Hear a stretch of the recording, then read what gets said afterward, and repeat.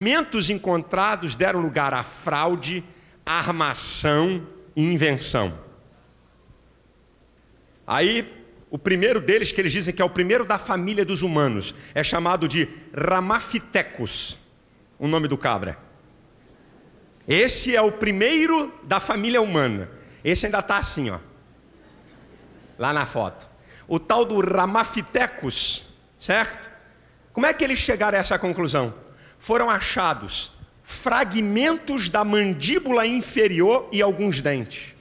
Como é que com apenas fragmentos de mandíbula e alguns dentes pode-se desenhar um cabra todo daquele? Depois teve um outro achado arqueológico, de um outro fóssil, que é chamado Homem de Pitdown. Esse cabra, durante mais de 2 gerações, foi considerado uma das 3 mais importantes provas da evolução. Durante mais de 40 anos, em livros científicos, aceito pela comunidade científica internacional, de que esse era uma das 3 importantes provas da evolução. Até que, em 1953, com técnicas mais avançadas, se descobriu que o tal do senhor Homem de Pitdown colocaram ossos humanos e de macacos juntos e envelhecidos quimicamente.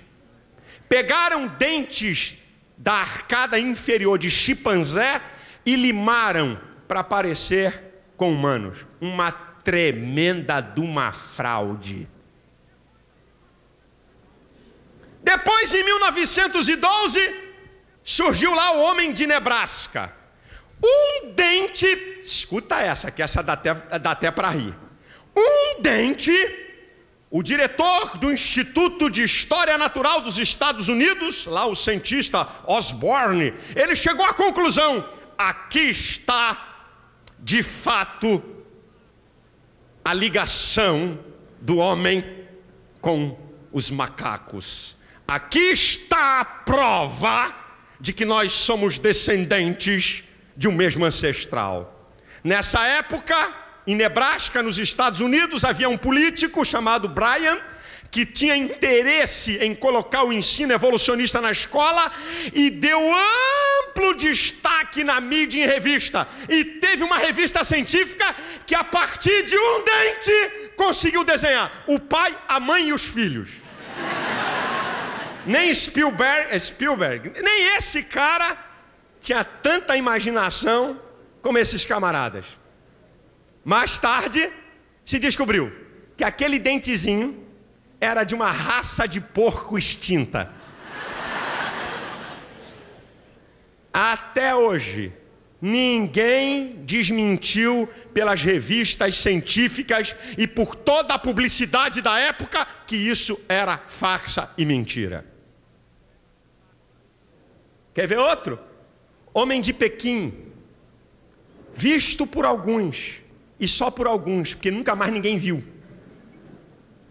Homem de Java, também dessas famílias de ancestrais, mas esse, antes que caísse na desgraça, o seu descobridor, que era um francês, tal de Dubois, um cientista, rapidinho entrou em cena e desmentiu, dizendo que aqui não era ancestral nenhum do homem. Esse ano a televisão mostrou a maior autoridade arqueológica e paleontológica do Japão. A maior autoridade foi pega enterrando peças em um terreno para dizer que tinha feito uma descoberta científica arqueológica. Isso saiu esse ano. Quem viu o jornal O Globo, quem viu o Jornal Nacional, a maior autoridade japonesa. Esses achados de fragmentos de fósseis têm dado margem à mentira, a engano, tem dado margem à imaginação e à ilusão, e de verdade não tem nada. Mas, pastor, e as mutações? O senhor falou dos fósseis, que é uma bomba contra a evolução. e que não contradiz a criação, porque Deus fez cada um segundo a sua espécie, e as mutações não podem produzir evolução? Querido, a mutação causa desordem, não ordem. A mutação diminui a complexidade dos organismos. A mutação involui, não evolui. A mutação faz o organismo e as coisas decrescerem, e ela causa uma coisa chamada entropia, desordem no sistema. Mutação, em hipótese alguma, produz evolução. Ao contrário, produz involução. E o código genético? Outra bomba em cima da evolução. Em 1856, Mendel descobre o código genético. O que é o código genético? Características de uma espécie são transferidas para gerações futuras da mesma espécie. Características de uma espécie são transferidas para gerações futuras da mesma espécie.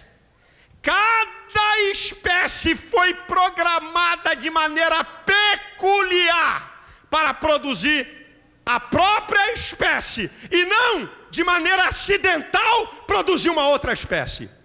É cada um segundo a sua espécie. O que está na Bíblia há mais de 4.000 anos, Mendel comprovou em 1856. Não dá para ter evolução, porque cada espécie só produz a sua espécie. E agora, com o projeto Genoma Humano? Um projeto que foi feito para durar 15 anos, que começou em 1990, com base em 18 países, inclusive o Brasil. O genoma humano, ele está mapeando os genes e os bilhões de bases químicas do DNA. Sabe qual foi? Há uma conclusão que o genoma, o estudo, isso é coisa atual, meu irmão. Isso é coisa de agora. Sabe o que o genoma humano chegou à conclusão? Antes desse estudo do genoma, já com a genética, com a descoberta do código genético, já era uma bomba. Mas agora, com o estudo do genoma, até então muitos cientistas pensavam que o homem da Ásia era originário de um lugar. O homem da África o homem da Ásia era originário de um primata. O homem da África era originário de outro primata. Cada região do mundo, cada ser humano era originário de um primata daquela região. O genoma humano já chegou à conclusão, e veja como é que o diabo joga pesado em cima disso, que a informação não tem amplitude. Quando um camarada acha um pedacinho de osso e diz que aquilo é de um ancestral, aparece no Fantástico, aparece na primeira página dos jornais, aparece na Veja, na Isto É, sei lá em quê. Mas uma verdade comprovada que vai contra a evolução e a favor da criação é escondida. O genoma humano chega à conclusão que todos os homens descendem de um só, e que foi lá na África Oriental.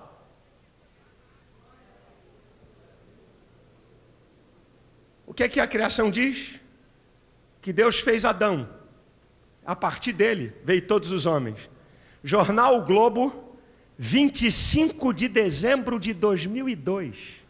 Agora, lá atrás. Isso não está na primeira página não, meu filho. Está aqui.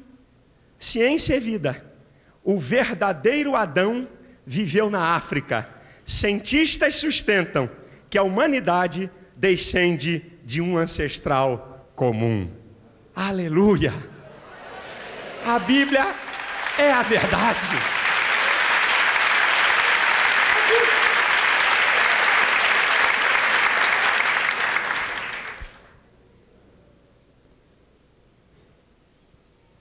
A palavra de Deus é a verdade, irmão.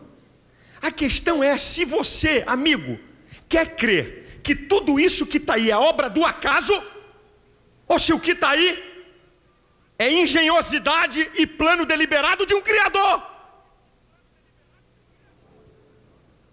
Veja as provas da natureza, o que elas dizem. Vê se dá para você achar se isso é obra do acaso ou é plano de criação. Você quer ver?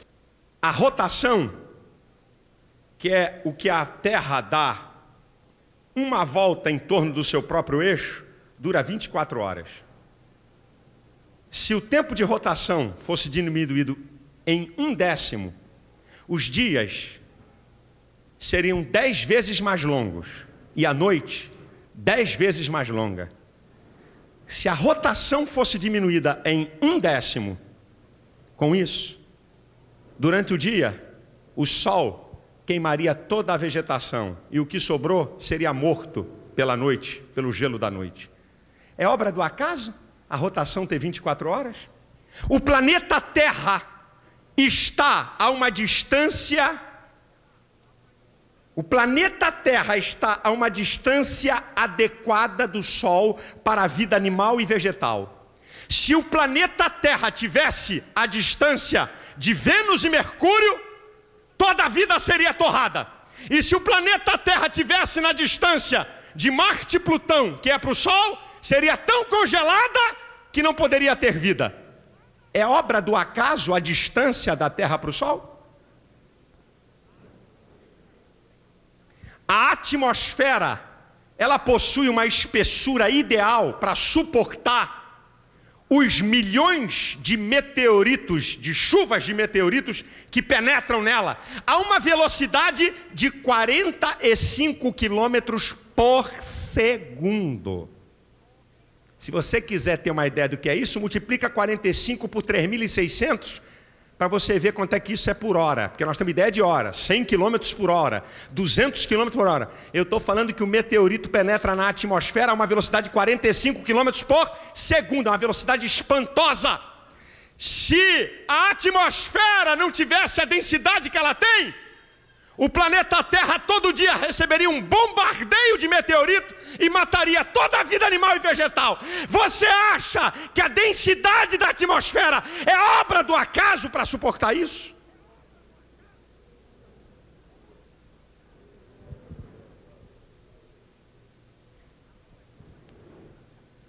A Lua está a uma distância da Terra de 384 mil quilômetros.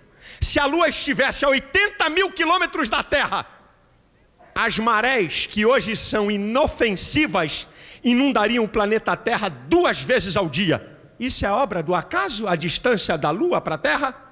Se a Terra tivesse o mesmo tamanho da Lua, o seu diâmetro fosse igual ao da Lua, a Terra não teria capacidade gravitacional para segurar as águas, e nem tampouco a atmosfera.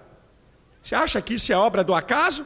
Se o diâmetro da Terra fosse dobrado, isso é, se a Terra tivesse o tamanho dobrado do que tem, a pressão atmosférica seria tão violenta que dificilmente poderia haver vida aqui. Você acha que é obra do acaso o tamanho exato do planeta Terra? Escuta essa aqui, meu irmão. Só o código genético de uma ameba, não é aquele teu colega que tu chama de ameba, não. Estou falando do código genético de uma ameba. Só o código genético de uma ameba tem informações para preencher mais de 1000 vezes a enciclopédia britânica. Só o código genético de uma ameba. A estrutura mais complexa do universo é o cérebro humano. Ele possui 100 bilhões de células que têm entre 10 mil a 100 mil ramificações interligadas entre elas. O total de ligações no teu cérebro é de 1 quadrilhão, 10 elevado a 15. O cérebro pesa 1,3 kg. Tem alguém que pode pesar um pouquinho mais.